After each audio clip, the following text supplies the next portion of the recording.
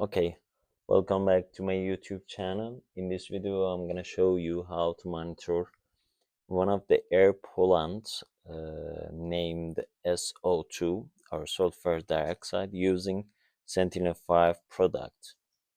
In order to do this, I'm gonna use Google Earth Engine as well as Sentinel-5 products.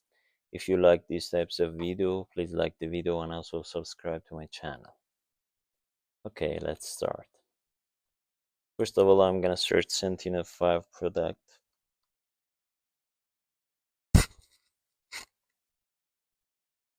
Okay, as you can see here, we have different types of products, but as I said before, I'm gonna use SO2 in order to do this. I'm gonna click on it, and also here we can see further details regarding this product. Its availability from 2018 until now, and also example code that we can see here, and also a brief explanation, different bands that it's included, special resolution. For example, I'm going to use this one in order to monitor its density over a specific time. Also unit that is small. Okay. As usual, I have to define a study area. I'm going to go to Tabriz, because in this city, as I know, the concentration of SO2 is a little high. In order to define a study area, as I said, I'm going to use define a rectangle.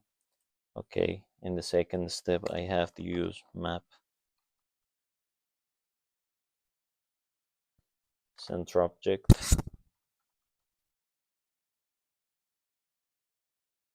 to put my, let's say, defined area inside my screen, and also I'm gonna use a layer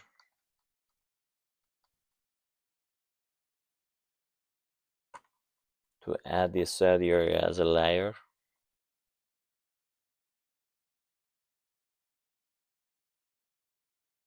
Okay. In order to save code, I'm gonna use save and give it a name as a SO2 by clicking on OK. I'm saving my code. Okay. If I run the code, okay, as you can see, my study area is defined very well. In the second step, I have to call my Sentinel-5 SO2 product. In order to do this, I'm gonna say SO2, the name of the collection. For calling, I'm gonna use image collection here. Okay, now it's time to copy the ID of my product inside the code.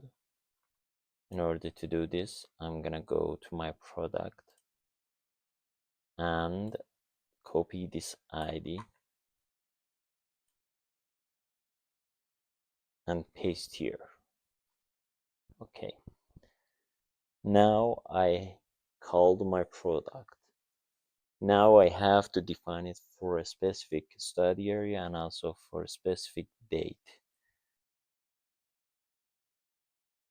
For a specific area, I'm gonna use filter bonds, and again define the study area is here as a geometry. I'm copying this one and paste here. Okay, in the second step, I have to define a specific date. Again, I'm gonna use filter, this time date. As I understand, months between February until May are the months with high concentration of SO2. In order to do this, I'm gonna give it March until the end of this month, or also we can, yeah, I think it's good. In the second step, I have to select, as I said, one of the bands of this product. I'm sorry, this is the third step. Again, I'm gonna go to the product, open it, and from bands, I'm gonna monitor its density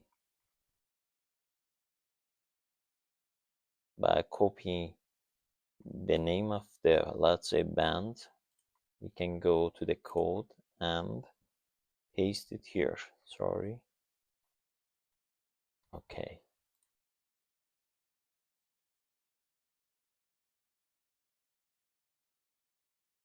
Now it's okay. As I said before, one of the, let's say, purpose of this video is to monitor over a specific period the concentration of SO2. In order to do this, I have to define the start date, time start, and also time end of my collection. For this, I'm gonna use map, creative function,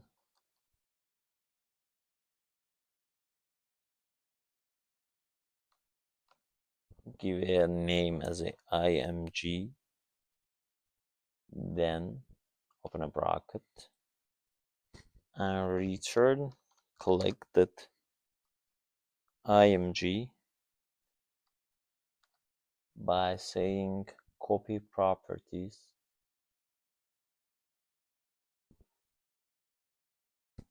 Again, I have to give, let's say, IMG again, and define the time start and time end. To do this, I'm gonna use system and time start.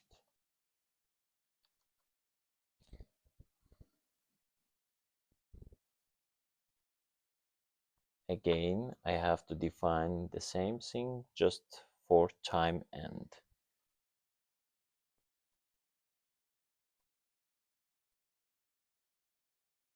And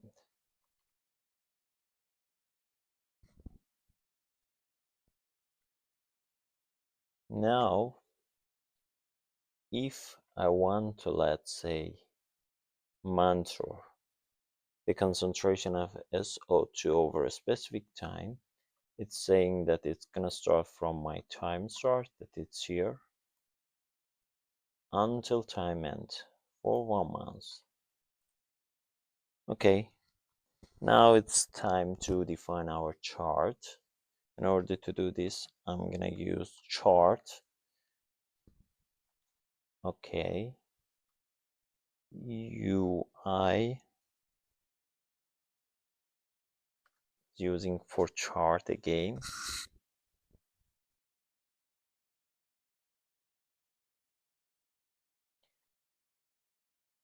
By calling chart, you can see that different feature of this order can be visible here, and we can easily fill them without any problem.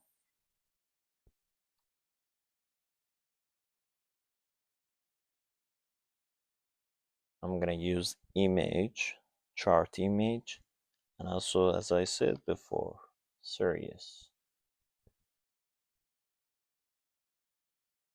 Okay, now I have to define all the, let's say, features of this order in order to successfully run it. Here I have to first put the name of the collection. Okay. After this, I have to define the study area, that is geometry.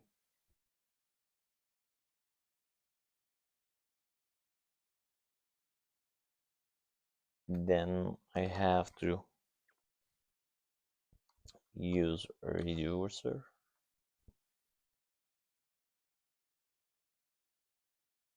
but this time mean. Okay, the spatial resolution of, let's say, color data that it's here around 1 kilometers, 1000.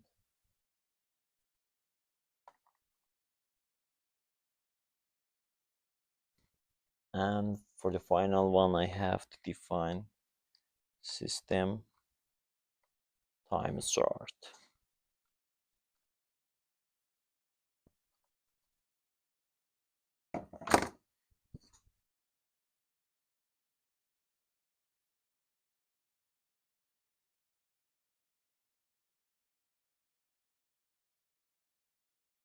Okay,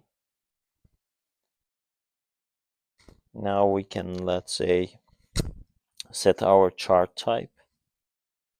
For the first time, set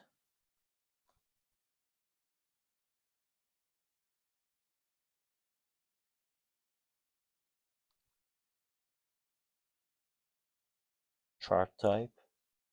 I'm gonna use line chart for this purpose.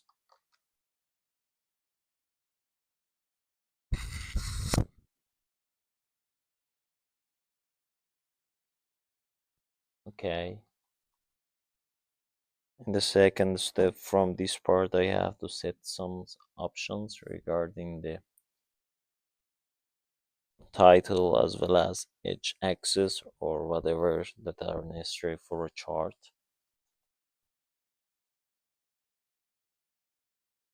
In order to do this, I'm going to use set options that we can see here, provide some options for us to define a specific part of our chart. For the first time, as I said, I have to define my title. The title of the chart would be SO2. Sorry. Okay. Again, I have to define each axis.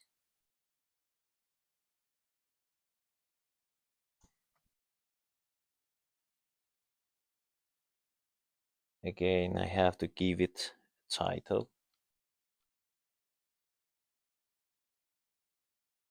I'm gonna use year for this one.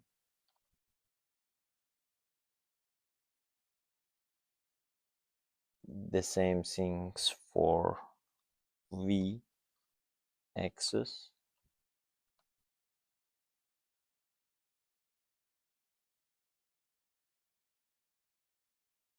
Another title for this, that should be SO2 concentration.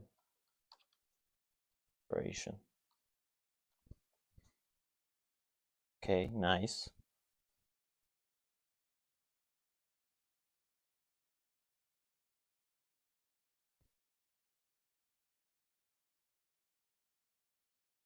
There are also other options that we can define, for example, line width and also line color.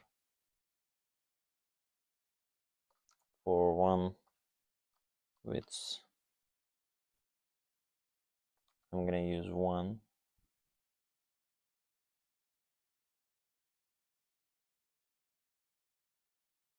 Answer is the color of the, let's say, line would be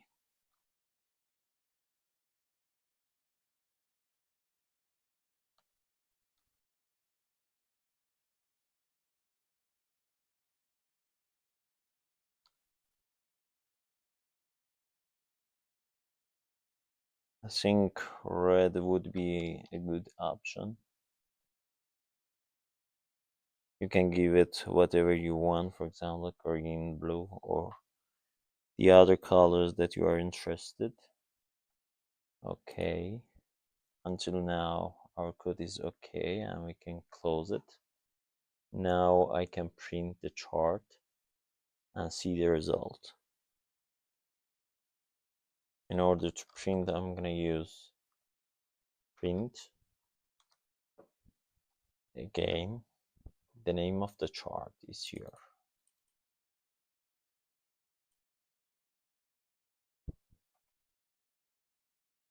Okay,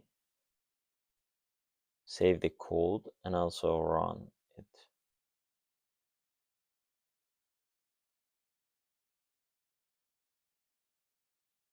Okay, as you can see here, our chart generated.